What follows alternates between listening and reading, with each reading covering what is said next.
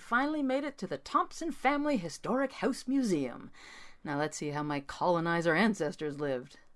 Nice place. Front room, cozy. Dining room, oh, gorgeous. How come none of the old family money passed down to me? Oh, family portraits. 3 girls, sweet.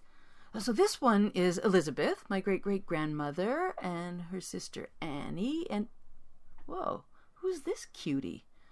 Another sister? Why didn't anyone tell me there was another sister? Wilhelmina Gertrude Thompson, preferred to be called Billy. Wilhelmina? Yikes, don't blame you, Billy. She was the eldest of the 3 Thompson girls. An avid student, she wanted to attend university, but her family wouldn't permit it. Sucks. She was the first resident of the town to own an automobile. Right on. Billy was also very athletic. Oh, were you now? She was an excellent tennis player and an avid golfer, and started the first women's ice hockey league in the area, winning many co-ed hockey skills competitions. Dude! Despite having a substantial dowry and many suitors, Billy remained unmarried, and lived in the family home until her death in 1965. Her only companion in the large house was her good friend Dorothy, who lived with her for 50 years. Dorothy occupied the bedroom adjoining Billy's, making it easier for her to care for Billy in their final years. Oh my God, Billy was a dyke! But, oh shit, look at this god-awful dress. Oh, Billy, I bet you hated this. Give me a sec. I got you. I knew I kept this nobody knows I'm gay pin in my bag for a reason. Just gonna pin it on the mannequin here. Ow! Stupid pin. There.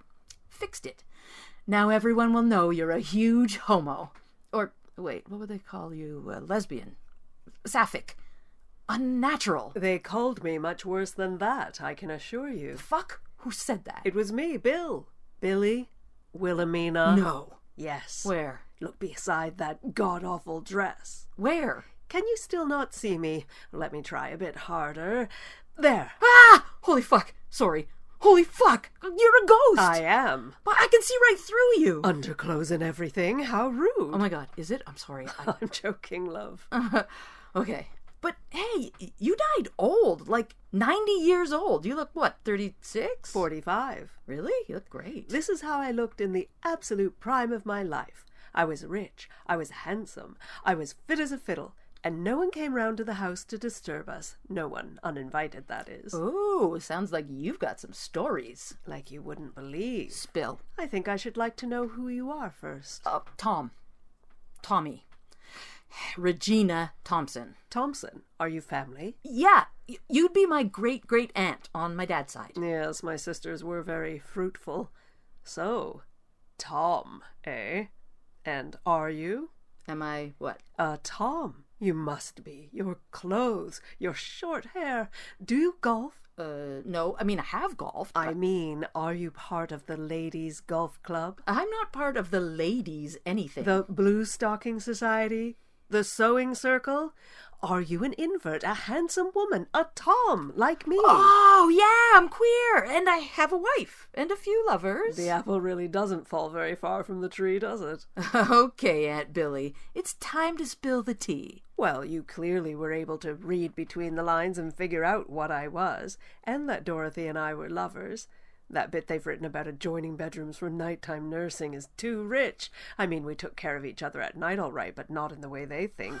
We were able to live our lives quite freely, you see, because no one would ever allow themselves to think that we were more than just good friends.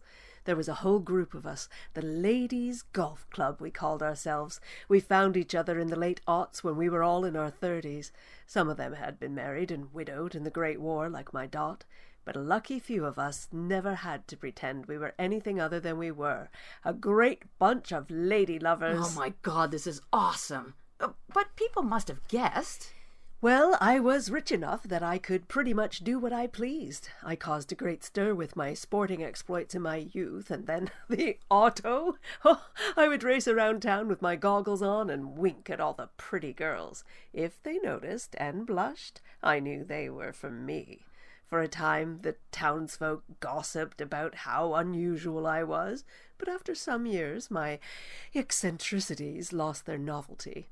I turned down enough marriage proposals that they finally stopped coming. My sisters married and moved on, so I got to keep the house. Nice. Now, tell me about the ladies' golf club. We did actually golf and play tennis. It gave us a chance to run around in a pack all together. Everyone thought we were all just good friends. If they only knew. We'd go back to the house afterwards, and the gin would start to flow. Do they still call it Mother's Ruin? A few mothers were definitely ruined after some of our soirees, especially when our physician, Dr. Josephine Whitston, attended. Do you know about hysteria, Tom? Yeah, women who had, anxiety and depression were diagnosed with hysteria. Precisely. And do you know what the treatment was?